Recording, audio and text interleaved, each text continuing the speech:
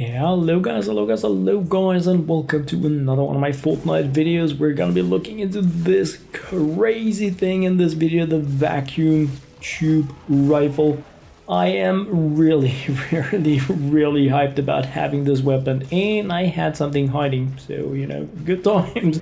But that's how the game is sometimes. So anyway guys, let's look into it. The vacuum tube rifle, here it is in all its might and glory. I really like how these vacuum tube weapons look. And like, it actually drains that colored area where it has its mass when you fire it, which is pretty cool. So what I'm doing with this weapon is of course to like fire it up completely, but this is a very interesting weapon in that it is a fixed weapon in terms of nature damage, which was a theme for the event where we had it, so you can't change the element on it. But it is a high, like crazy high impact weapon. It is not a burst, it is not a fully automatic, it is a semi-automatic crazy weapon, which means that it deals high impact. You need to click to shoot each and every time.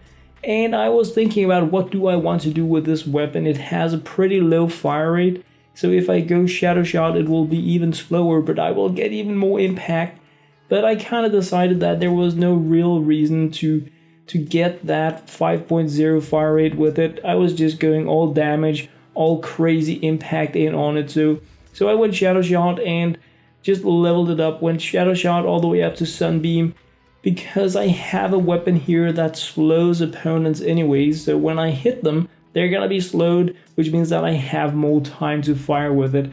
And the fire rate for a semi-weapon is not as important, because you can't just hold down your mouse and go crazy. You need to click each time, which is one of the things I really like about this weapon and the Dragon's Roar. I like having both options. But of course the first thing that we need to do with this weapon is to change this perk, damage to afflicted targets. No, damage to slowed and snared, because we slow and snare with this weapon. And I don't want to go full perk on it just like yet, but I want to get it a little bit up and running so that we have these at least rare tier perks on it. And then I may want to nudge them things like the crit rating here. Is it better to have just pure damage? Do I want reload speed? All that kind of stuff. I want to nudge a little bit more, geek about it when I have had a few more days to play around with it. But like, what I decided for now was I was just gonna go damage, because 15 crit rating on a weapon like this, nah, I don't care. We're just going damage. So we have a good baseline damage. Of course, we have the durability perk as well. In general, durability is not that interesting a perk for me, but max size also not that cool. So I'm leaning towards weapon stability, but I need to play more with the weapon before I can like decide whether or not stability is a thing. But look at this stuff here, up against the blaster, a few shots and you stun it, you stagger it, and that is what I really like about this weapon. If we compare it to the Gravedigger, what we can see is that we actually have some pretty good numbers. As you can see, the projectile damage is pretty crazy compared to the Gravedigger, and so is the headshot damage. Of course, what we have is lower fire rate, cheaper to cost in that we have these batteries instead of Sunbeam, so it is much cheaper to craft and use this weapon, but we do have more expensive ammunition, so that's the thing.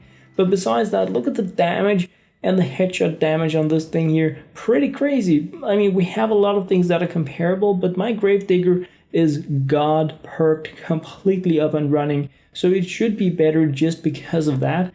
But in many ways, the vacuum tube rifle actually shines, in my opinion. If we compare it to the Hydra, we can see that, alright, so we have like better range, but we are down to about half of the impact. But this is like a shotgun kind of crazy assault weapon, so it shouldn't be as high impact as that. But it is like faster to use, and if we compare it to the Brightcore Nocturno, we can also see, alright, so DPS wise we're not there, but each bullet really hits harder, and we have like crazy more impact on it, and again, no god perks. So as you can see, comparing it to some of my other 130 weapons that I have here with different perks, different abilities, this here is not a bad weapon at all. It is a weapon that I'm pretty hyped about, and I'm just going in here, guys. I promised to make another demonstration of changing skins for your hero because people are failing. You must be very patient. So I wanted to make sure that I'm showing it once again. You select the mission and you just wait. This is how it works for me anyway. And when it says preparing to connect to lobby, I let the round one change a few times. I select my hero, select change, and then I swap heroes a few times so that I make sure that there is some shuffling going on. This is how it works for me, and I've only done this in public and private games in the full group. I've never tried it solo style. But once we have the numbers, the cooldown going down there, change the hero, go in there, hit play pretty fast. And what I have now is my Urban Assault Headhunter hero. That's what I'm playing, as you can see it here.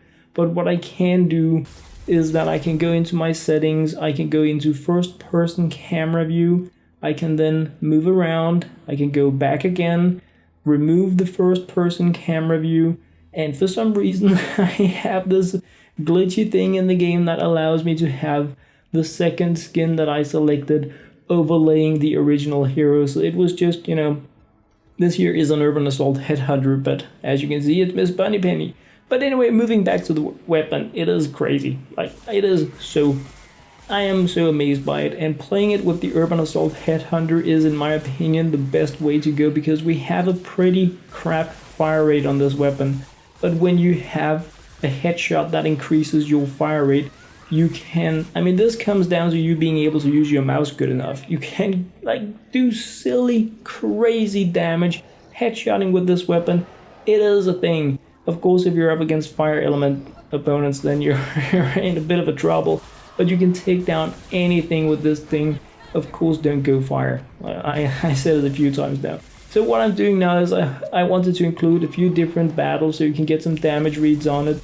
Urban Assault Headhunter using an assault rifle. It's an energy weapon, even though it deals nature element damage, but it is energy ammunition weapon. Going up against some different types of husks here, and for me this here is the ideal weapon because, well, I mean ideal, and the explanation is coming now. For the most part when I play, I use abilities to deal damage. So I'm using my grenades, I'm using my towers, I'm using my going commando. I rarely need to rely on a weapon to take out opponents, but when I need to do so, I want it to really work, and that is where I feel this weapon comes in very, very nicely. Yes, it's a semi-auto, so I need to click every time, but when I do so, it really, really makes a huge difference. So this here, guys, the vacuum tube rifle, crazy weapon in my opinion, taking out, look at this stuff here. This is a power level 100 nature element smasher, and this here is me using the weapon, and it is not reaching me. No abilities. I could use my hover turrets, just taking it out because of the slow option that it has and the crazy damage. I can take out a smasher of the same element before it reaches me, and that's a charging thing. It's pretty crazy. So anyway, guys, that was pretty much what I had to share in this video. I hope you enjoyed. As always, thank you very much for watching. And yeah, this here is just Beetlejess using it, so no sneaky paints. Yeah, as always, guys, thank you very much for watching.